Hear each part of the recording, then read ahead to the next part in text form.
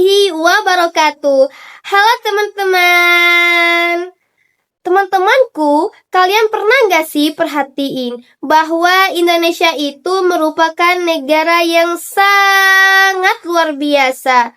Kita mempunyai ribuan pulau, ratusan bahasa daerah, dan juga agamanya beragam. Tapi meskipun kita berbeda-beda, kita tetap bisa hidup berdampingan dengan damai. Rahasianya ada pada satu hal yang sangat penting, yaitu toleransi. Nah, pas banget nih. Perkenalkan, nama saya Firsa. Saya dari kelas 11A dan saya merupakan siswi dari SMA Negeri 3 Wera. Di sini, saya bakal ajak teman-teman semuanya untuk mengupas tuntas materi tentang toleransi. Dan video edukasi ini saya buat khusus untuk memenuhi tugas mata pelajaran pendidikan agama Islam, yaitu dari Bapak Safrudin Sarjana Pendidikan Islam. Penasaran gimana caranya kita tetap rukun walaupun kita berada di tengah banyaknya perbedaan? Yuk langsung saja kita masuk ke pembahasannya.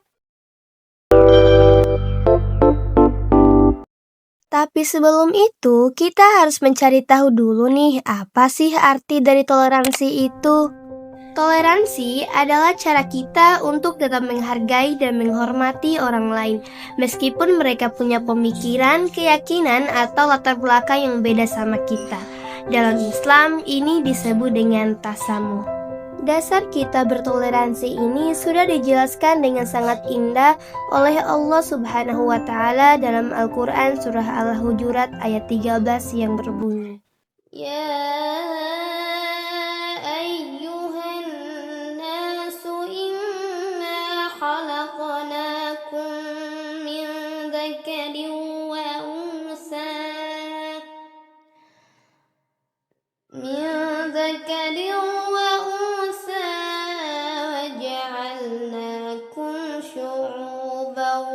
وقبائل لتعارفوا إن أكرمكم عند الله أتقاكم إن الله عليم خبير. Ayat tersebut menyebutkan bahwa Allah menciptakan kita berbeda-beda, bersuku-suku dan berbangsa-bangsa.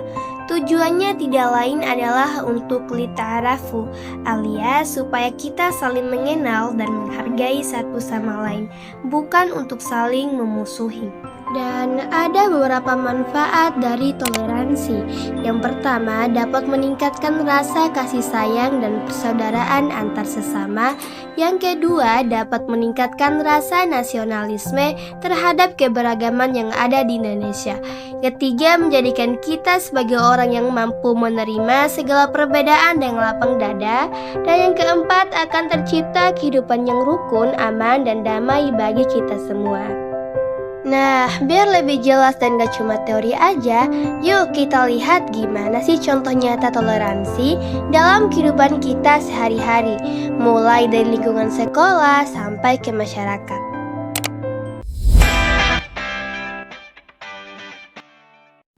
Ada Titi, dia lagi ngapain ya?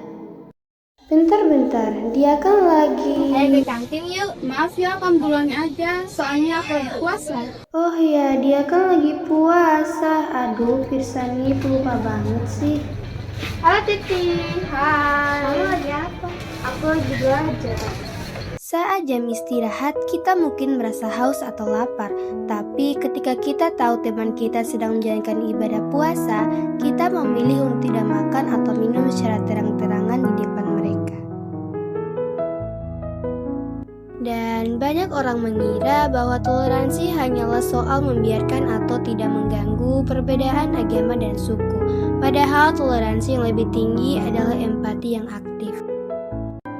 Dan contoh lainnya, tidak memaksakan pendapat saat sedang kerja kelompok, menjaga ketenangan di lingkungan sekolah ketika ada kelas lain yang sedang menempuh ujian, dan mendukung teman yang mengikuti lomba meskipun ia berasal dari latar belakang atau organisasi yang berbeda.